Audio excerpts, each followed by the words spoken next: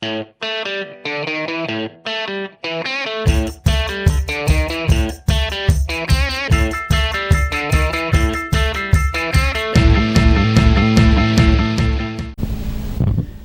I'm Mark Clem, your host for Meet the Members of the National Ski Patrol, and as we like to say, all season long. Hey, folks, YouTube, Facebook, social media everywhere. Every Tuesday and Thursday, all you got to do is tune in, and we're there giving you all the information you need to know and all the fun stuff we're learning about patrollers from all over the country, and just having a great time and getting to know the folks that one day we hope you will be part of the family one day. And hey, folks, again, if you haven't made that jump, you may want to think about it. I know it's July.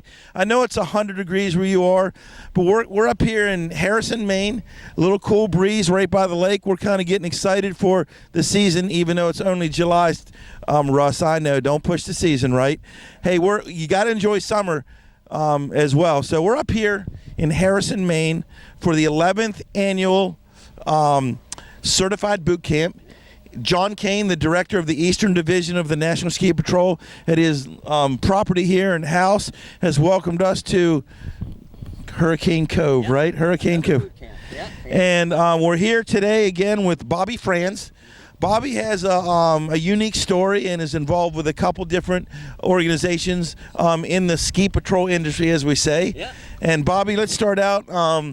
You're the number 3 guy at Loon Mountain with my guy Russ Monast, who we've had on the show. And just talk about how much fun it is skiing with those guys and skiing at a pro mountain of Loon. It's a blast. It really is. I can't lie. You know, I'd say it's the best job on the mountain by far. You know, you get to ski all day. Maybe not all day, right, but you're there 5 days a week.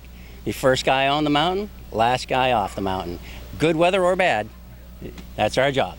It's a good time. If you like to ski, that's a good job to have at the mountain for sure. If those guys who have been a pro patroller, Mondays and Tuesdays are one of those days like free ski a run, work a run, free ski a run, work a run. Is that right? Is that right up here? Yeah, that's pretty close. That's not bad. Those could be the 2 quietest days during the week. That's a great time to go out and have a little fun if you can and go explore. Maybe you haven't seen a certain part of the ski resort in a little while. That's a good time to go out and check it out. 25 years of being a member of the National Ski Patrol and being a ski patroller, and I'm sure there's tons of stories and fun stuff. Just tell me a little bit of history, the fun stuff you've had, and the people that you meet along the way. I met great people, obviously, along the way. I started patrolling when I was in my 20s, so 1995, I believe, is when I first started patrolling. Met a lot of great people, and some of these are very, very close friends of mine still today. It's like a second family. Right. And of course, we've had great times, and oh gosh, the stories. I'd really have to start thinking about what stories I could share. I bet, stuff that you can't say on camera, what stuff you can't. All in good fun. Learned a lot. I've helped people learn a lot and grow a lot. I've grown a lot over the past 25 years patrolling there. My kids ski there. Met my wife working there. So, yep, good time. Now, folks, don't take this the wrong way out there, but if you're not skiing in Lincoln, New Hampshire, what are you doing? What am I doing if I'm not skiing there? I'll probably go ski somewhere else. I was going to say, is there anything other to do than ski when you're from Lincoln, New Hampshire? Oh, my gosh. No, not much. You better have a winter activity because we see a lot of snow. And we open up usually mid-November, and we ski right through mid-April. So there's a lot of skiing to be had. In my 2 days off from the mountain, I usually go ski somewhere else just for fun. Wow, that's good. Yeah. It's funny when I come to events like this, and there's going to be well over 100 patrollers up here from all over the Eastern Division, some from the Central, and a couple from out West. And I always get here in July and say, how was your year last year? Because we had a great year down home. And Russ said, phenomenal, and a big smile on his face, and lots of powder, huh? Absolutely, a lot of powder. It came early, and it just stayed. We were skiing in the woods, all of our natural trails in November. That's unheard of. Unheard of, and what a blast. It was a pleasure, and we were still skiing those same wood trails and natural trails in April. Wow. Yep. Hey, folks, if you want to take your skiing to another level and be able to do things like that, start in early November and finish, I don't know, right around Easter, Sure. Hey, all you got to do is pick up the phone, give your local mountain a call. Talk to your ski patrol director. Hey, if you can't get a hold of them because they're out having fun and barbecuing and on the lake like we are this weekend, just log on to www.nsp.org, and the folks out in Lakewood, Colorado at the national office will gladly point you in the right direction, because they want you to be a ski patroller, join the family, and they'll help you along the way. And Bobby, just tell me, how did you get started and why did you get started? I mean, it's one thing to buy a lift ticket and poach all the trails and do all the crazy stuff. It's another thing to put on the jacket and do it at another level. Yes, it is. You are not wrong. So when I was in college, right? And where was that? Oh gosh, that was in Worcester, Mass. Worcester State College. Cool. Sure. So loved to ski. Grew up skiing while I was in college. College kids, they don't have any money, right? So I figured I better get a job at a ski resort and earn myself a pass and get paid a little bit at the same time. One thing led to another. Graduate college. I really liked skiing. I became a ski instructor for about a couple of years. After that, I met some great guys working on the ski patrol. Those guys were getting paid every hour they were there.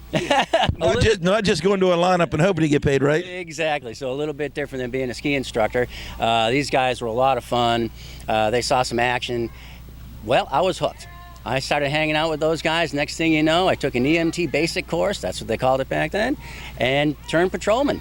Challenged the OEC course back then. I believe it was the winter. Yeah, winter emergency care. Now we're showing our age, right? I'm sorry. Yeah, but that's what I did, and so I turned pro patrolman at that point. You know, started working full time, and I was full time for several years and patrolled part time for a few years after that. And well, I'm self-employed now, and I can still afford to work full time at the ski resort. So that works out very well. Love being a full time patrolman.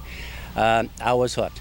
Now, from what I understand, you're not just going in and punching the clock at 7 in the morning. I heard from through the grapevine that you're the third guy in charge at Loon. True. And you're also charge of a lot of the training and all that stuff? Yes, I am the current training coordinator for the ski patrol.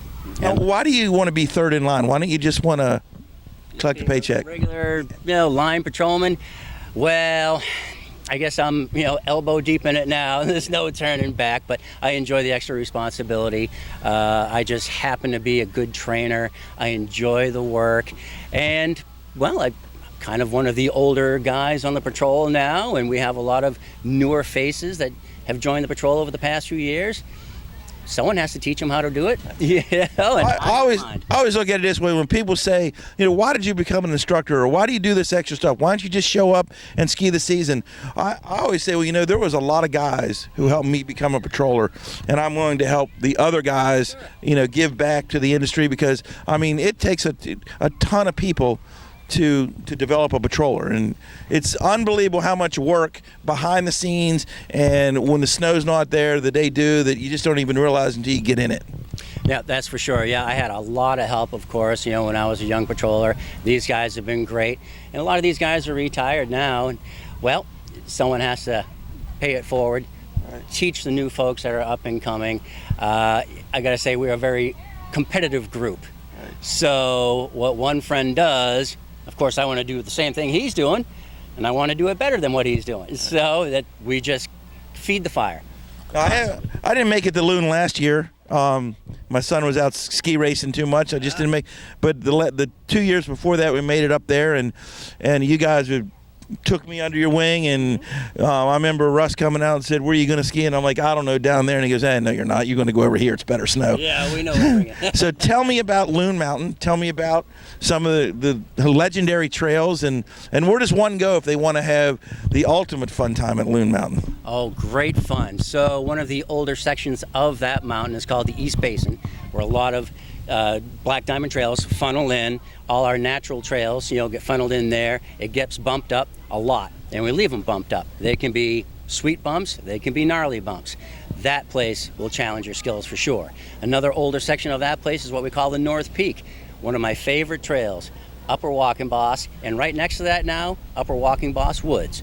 We started cutting new trails. Those are so much fun.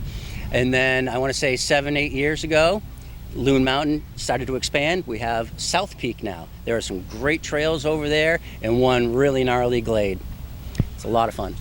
And we'll just talk about, again, you're also a member of you're a certified patroller in the National Ski Patrol. Correct. Now, you got to correct me if I'm wrong in this because everyone's schooling me up here. But you're also a certified member of the Professional Ski Patrol Association. That is also correct. And you're the president. You're actually going to be the outgoing. This is your final term. Correct. So Right. just tell me what the Pro Ski Patrol Association is and how does that different from the NSP? But again, how much is it similar? Well, they are very similar organizations. National Ski Patrol, of course, is nationwide.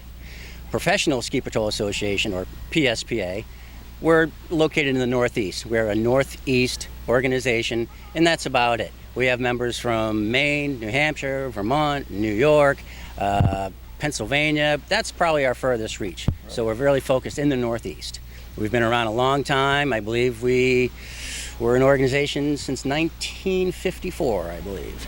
Now, what are some of the advantages of being in the PSPA as opposed to the NSP? Just tell me, like why would one person want to be in one or the other or in both? I am a member of both because I enjoy it that much. We have friends across both organizations. Professional Ski Patrol Association is for paid pros. National, we have a pro division, of course, but there are a lot of volunteers as well. But PSPA is strictly for the pros. We have a lot of members that have been full-time patrollers for a long, long time, but you can also be a paid part-time patroller, and that you are still qualified as a pro patroller, and you can be a member of the pro division of National Ski Patrol. So both exams are very, very similar. Skiing is the same, toboggan handling the same, your outdoor emergency skills, first aid skills are the same. One exam just happens to be a little bit shorter than the other. Now, we're up here again at Hurricane Cove up in Harrison, Maine, and people are trickling in, and again, there's going to be a ton of folks out here and some pretty fun training. One of the spectacular events of the season is going to be the OEC, the big event, but we also do low angle, and we also do chair vac, and you're going to go through some OEC little mini scenarios and splinting and stuff. And just tell me, how much fun is it for a guy like you who's already a certified to come back and I see certified guys sometimes actually going through it, and I others see certified guys be instructors and evaluators and mentors and helpers and all that. And just tell me what you get out of an event like this. Love of the labor, pretty much. It's a good time. I love to see a lot of friends I may not have seen in a little while. Fortunately for me, I get to see a lot of these people at least 2 or 3 times a year. It's a very nice family event here in the summertime, and you do learn a little bit every time you go to an event like this. You might pick up a little tidbit here and there. You might think you know everything, but you don't. You always pick up a little something that you can bring back home, which is really, really nice. And I can definitely attest to that, because last year when we had the plane crash, and I'm like, how are you going to get this guy out on a board? And how are you going to, this guy's not in a car wreck, this guy's in a plane. Yeah. And I looked there and I'm like, wow, that was cool. That was a unique way to get the guard for the C-spine and to get the guy out of a nosedive plane crash into the ground. So mass casualty event, yeah. And it was crazy. We had EMS, we had fire, we had the FBI here, we had fire trucks from the local community, and I was like, what is going on? But you know what? In the end, it was fun, and we all talked about it, and there was mistakes made, but there was also some good work done here, and I think we were all the better off for being here. Absolutely. I'm one from learning from my mistakes. I'm classic for doing something wrong the first time and then getting better the second and third time. Naturally, it's a great way to learn. Everybody's going to make a little mistake here and there, but don't be afraid of doing that. It's okay. Do you have a specific role in this weekend's event here, or are you just here for the ride? Like me. Yeah. No, unfortunately, they're going to put me to work, which is just fine. So, like I said, I'm an examiner and an instructor, and an OEC instructor, S&T instructor, and I'm also the co-chair for the low-angle component of the exam. So I'm also a rope rescue technician. And from what I hear, that you're a barbecuer and you're an eater, and there's a lot of barbecue going on back there. And we just don't eat peanut butter and jelly sandwiches up here. Talk about the other part, the off-camera part of the weekend. Oh, the off-camera part of the weekend. Well, like you said, a lot of eating and grilling and having a good time and swimming. The water's fantastic. Can't get any better than that. Like I said, hanging out with friends and family and just eating and drinking and being merry and learning a little bit. Can't go wrong. Hey, folks, explain to me why you're not here and having this much fun, because I don't get it. I mean, you want to be in your backyard's fun and all that, but hey, you got to make the trek up here to Harrison, Maine next year, and it's always roughly right around the same weekend, right at the end of July, first part of August. You got to get here. It's just kind of the way it is. There's no exceptions. You got to get here, and you got to meet the members of the National Ski Patrol every Tuesday and Thursday, because I know you're not here this year, but you're going to see all the episodes we put on, and you can see all the highlight reel and see the fun we're having. And again, how much fun can you have if you like to ski? Again, take it to another level. Jump on board. Give the folks out at the national office a call, www.nsp.org, and you'll never regret it. And your skiing will never be the same. You'll be that much better. That's true. The more you do it, the better you're going to get. I heard again. Great way to visit Maine. Great way. Again, I'm Mark Clem, your host for Meet the Members of the National Ski Patrol. Hey, jump on the bandwagon every Tuesday and Thursday on YouTube, Facebook, and social media everywhere.